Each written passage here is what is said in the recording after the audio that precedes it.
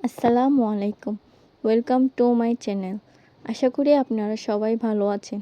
আল্লাহর রহমতে আমিও ভালো আছি। আজকের সন্ধ্যাটা একদম অন্যরকম। ফলমূল সবকিছুতেই যেন একদম ভরপুর। বিদেশি ফল এবং বিভিন্ন রকমের বাদাম এগুলো বাচ্চাদের জন্য নিয়ে এসেছে।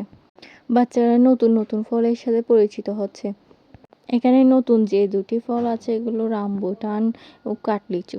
এগুলো বাচ্চারা অনেক আনন্দ নিয়ে খাচ্ছে। এই যে আমার মেয়েটা পুরো রামবুটানের থোকাটা নিয়ে বসে আছে।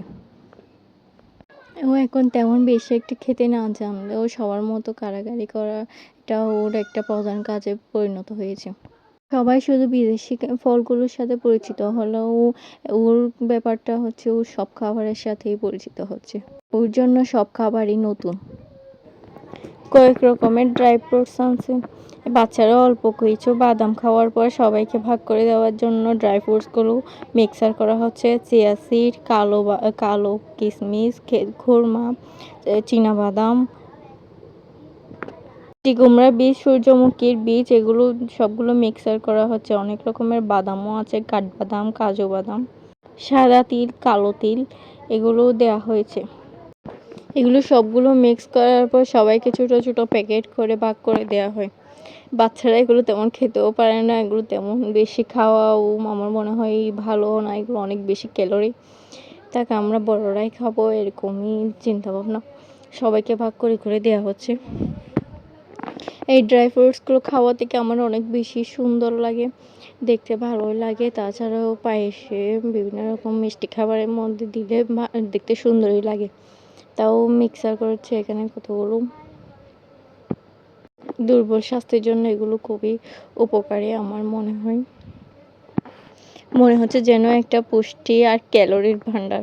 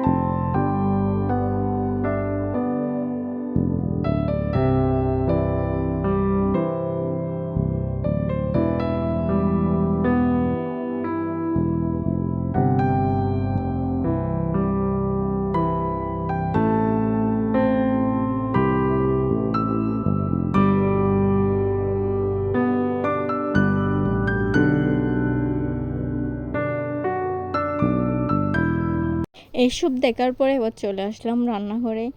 একটু শুটকি, মসুর ডাল আর আলু দিয়ে তরকারি রান্না করার জন্য। এই রান্নাটা একদম খুবই ভালো লাগে। আমার ভিডিওতে মনে হয় শুটকির তরকারি বেশি দেখা যায়, এটা অনেক বেশি পছন্দ আমার। এছাড়াও ঘরে কয়েকটা দেশি মুরগিও আনছিল। কাটাকুটির ঝামেলা এইসব কারণে আর ভিডিও করা হয়নি। এই মুরগিগুলো কিছু খাওয়ার জন্য জবাই করে দেয় আর কিছু পালার জন্য রেখে দেয়। এগুলো দেশি মুরগি এখনও তেমন বড় হয়নি, ছোট ছোট। অনেকে আবার ছোট ছোট দেশি মুরগিগুলো খাওয়ার জন্য অনেক পছন্দ করে। রান্নাঘরের কাজগুলো শেষ করার পর চলে আসলাম রুমে। এই ড্রেসিং টেবিলটা কয়েকদিন ধরে অনেক বেশি অগোছালো পড়ে আছে, ভাবলাম আজকে একটু গুছিয়ে নিই। এখানে আমাদের নিত্য প্রয়োজনীয় ছোটোখাটো জিনিসগুলোই রাখি। আগে উপরেই রাখতাম বেশিরভাগই জিনিস, এখন বাবুর জন্য সবগুলো ভিতরেই এভাবে আয়নাবন্দি করে রাখতে হয়।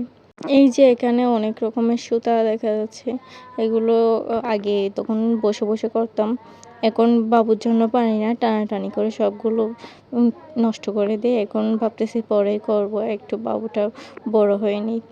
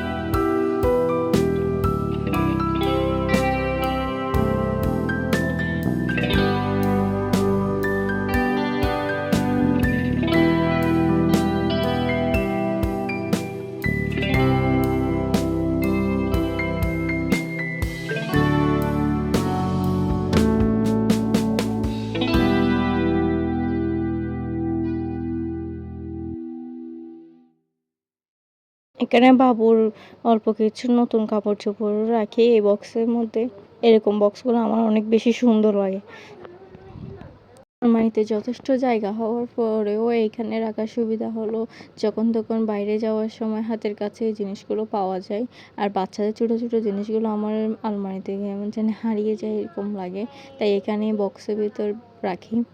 হাতের কাছে যখন তখন নিয়ে পরানো যায় এরকম করে এখানে অল্প কিছু কাপড় চোপড় রাখি। গোছানো ঘরদোর যেন মনের আর চোখের শান্তি। যখন যেটা প্রয়োজন সেটা হাতের কাছে পাওয়া যায়। আজকে এই পর্যন্ত। আপনাদের যদি আমার চ্যানেলটি ভালো লাগে তাহলে অবশ্যই সাবস্ক্রাইব করবেন।